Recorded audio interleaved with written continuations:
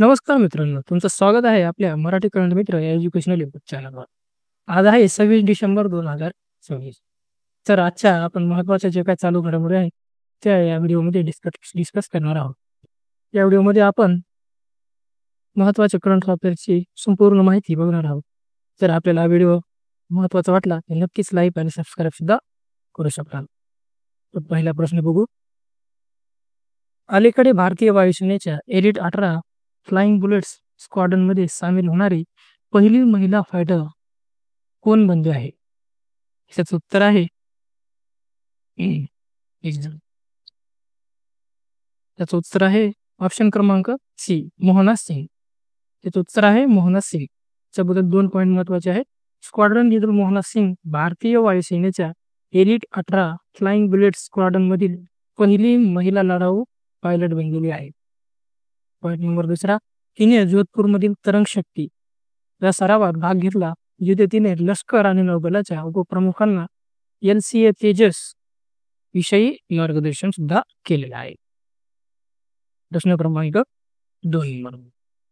US मधील वन्यजीवांमध्ये अलीकडे आढळलेल्या कोणत्या रोगाला झोंबी डिअर डिसीज असंही संबोधलं जात आहे? कोणता झोंबी डिअर डिसीज? त्याचं उत्तर आहे ऑप्शन नंबर बी, क्रॉनिक वेस्टिंग डिसीज. त्याचं उत्तर आहे क्रॉनिक वेस्टिंग डिसीज.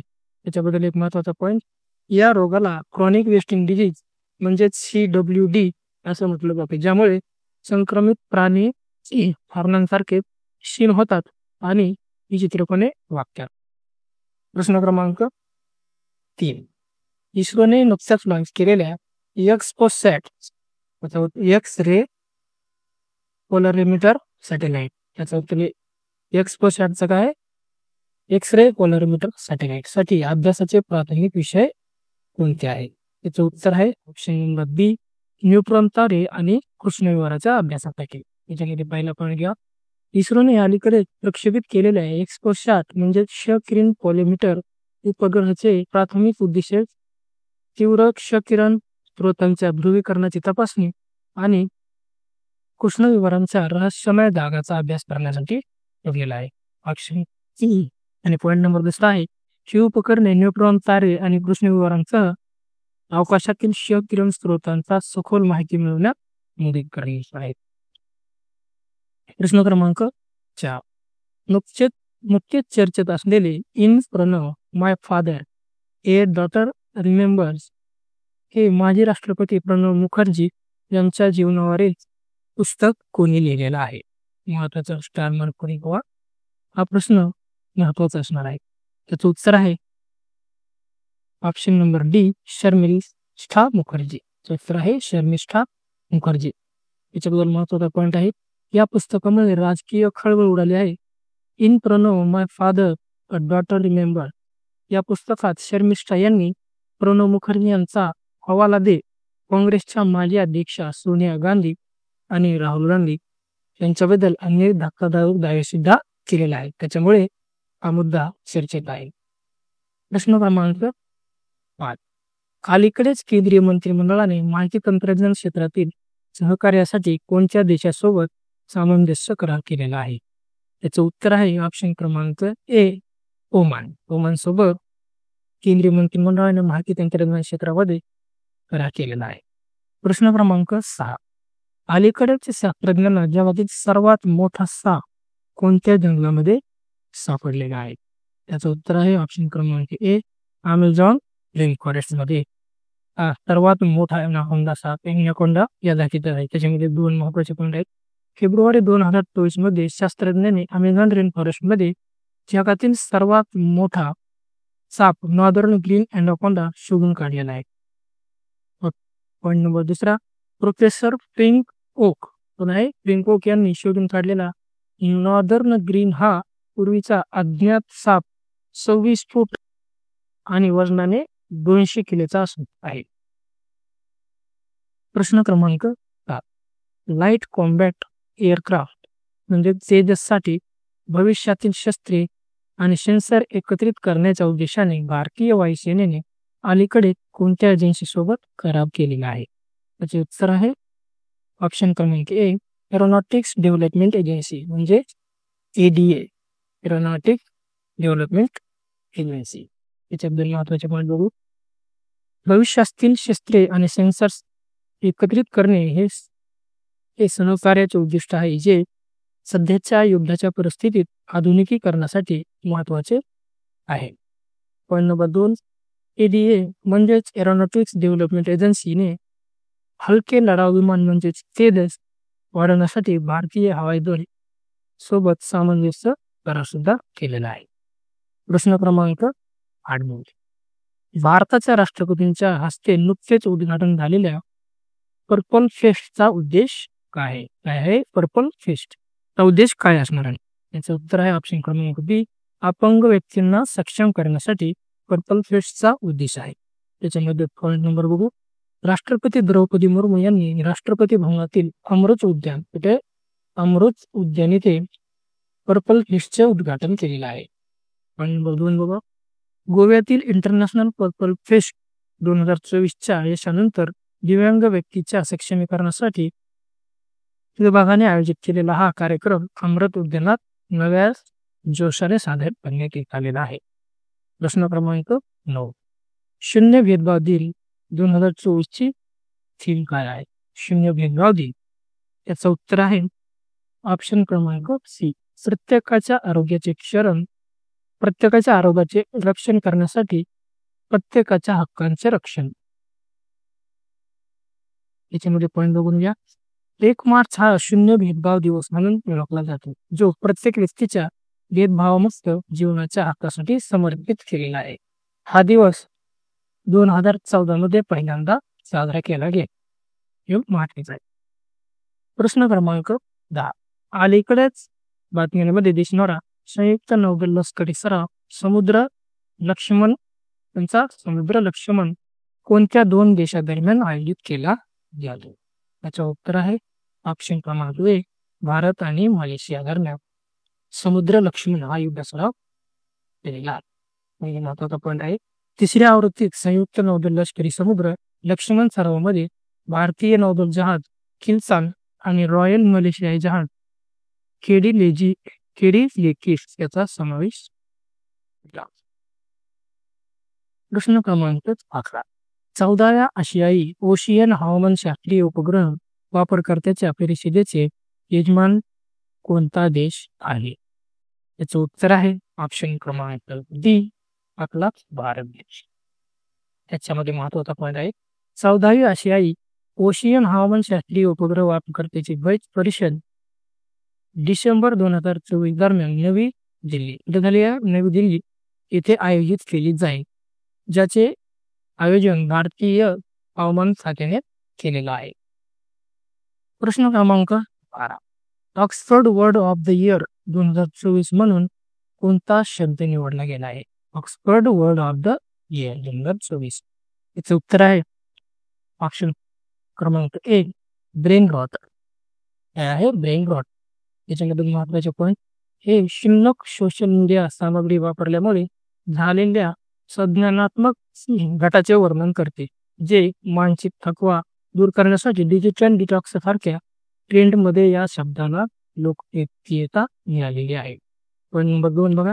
हे मानवी विचार आणि सवयींवर तंत्रज्ञानाच्या प्रभावाविषयी चिंता दर्शवते, जे सार्वजनिक मतदानाने फिट डोम आणि न्यूरोस्पिसी यांसारख्या स्पर्धांपेक्षा ब्रेन रॉट निवडलेलं आहे.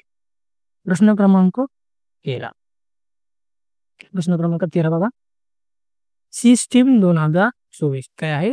सिस्टीम 2024 हा कोणत्या संस्थेचा उपक्रम आहे? सिस्टीम. त्याचं उत्तर आहे ऑप्शन नंबर बी, नीती आयोगाचा उपक्रम आहे. त्याच्यामध्ये महत्वाचे पॉईंट बघा. अटल इनोव्हेशन मिशन म्हणजे नीती आयोग अंतर्गत आणि स्वीडिश दूतावासाच्या विज्ञान आणि नवोपक्रमाच्या कार्यालयाने सिस्टीम 2024 चा समारोप केलेला आहे. त्याच्यामध्ये इन्व्हेंटने भारतातील इयत्ता 6वी ते 12वी मधील विद्यार्थ्यांना बॅटरी तंत्रज्ञान आणि ऊर्जा संचय प्रणालींवर कल्पना सादर करण्यासाठी आमंत्रित केलं गेलं होतं. प्रश्न क्रमांक 14, SheBox SheBox portal कोणत्या मंत्रालयाने विकसित केलेलं आहे? त्याचे उत्तर आहे ऑप्शन क्रमांक 1 महिला आणि बाल विकास मंत्रालय. त्याच्याबद्दल महत्वाचं पण येऊन घ्या. सरकारने सी बॉक्स पोर्टल लॉन्च केलं. या कामाच्या ठिकाणी लैंगिक छळाच्या तक्रारींचे निराकरण करण्यासाठी आणि त्यांचे परीक्षण करण्यासाठी केंद्रीकृत ही प्रणाली आहे. त्याच्यामध्ये महिला आणि बाल विकास मंत्रालयाने विकसित केलेले एक तक्रार नोंदणी आणि देखरेख प्लॅटफॉर्म म्हणून काम करणार आहे. प्रश्न क्रमांक 15 all India home price index म्हणजेच HPI कोणत्या संस्थेद्वारे जारी केला जातो? काय आहे all India home price index?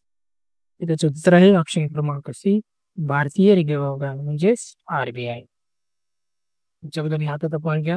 Reserve bank of India द्वारे अखिल भारतीय ग्राहक किंमत निर्देशांक म्हणजेच HPI हा जारी केला याचे.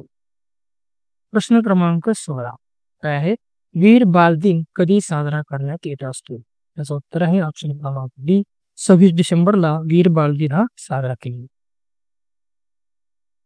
प्रश्न क्रमांक 17 महिला कबड्डी वर्ल्ड कप 2025 चे आयोजन भारतात कोणत्या राज्यात करण्यात आलेलं आहे किंवा करण्यात येणार आहे? त्याचे उत्तर आहे आपल्या भारत देशामध्ये बिहारमध्ये याचं आयोजन केलेलं आहे.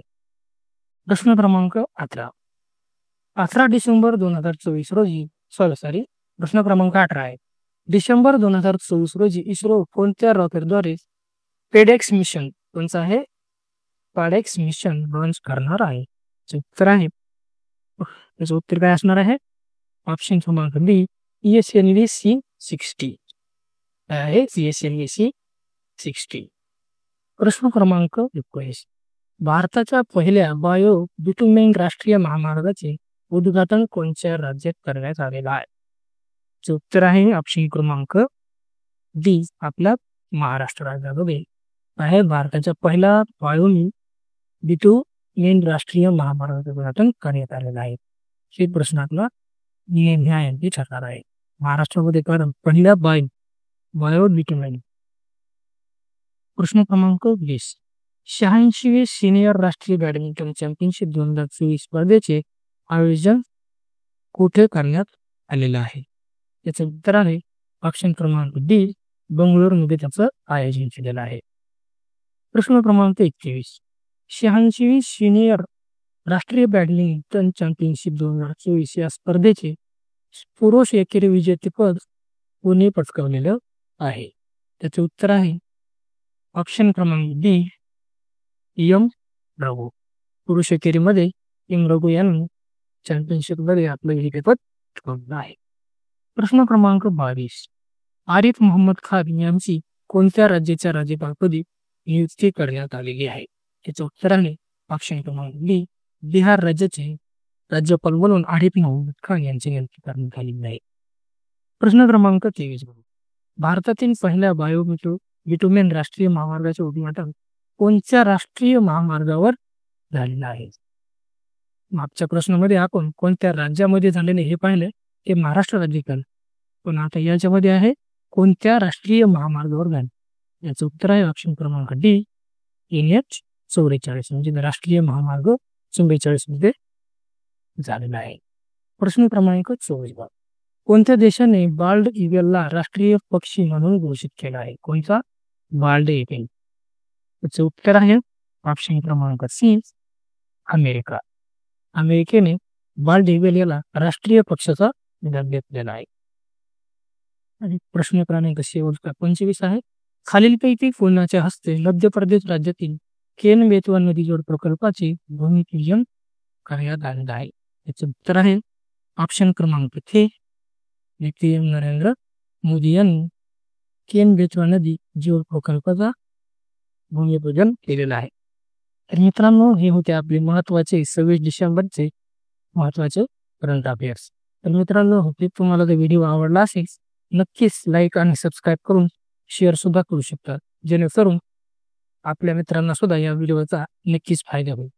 आणि जर तुम्हाला व्हिडिओची संपूर्ण PDF जर पाहिजे असेल तर आपल्या करंट मित्र या टेलिग्राम चॅनलला सुद्धा जॉईन करून तिथून आपण ही PDF डाउनलोड करू शकता. भेटूया नंतरच्या व्हिडिओमध्ये. धन्यवाद.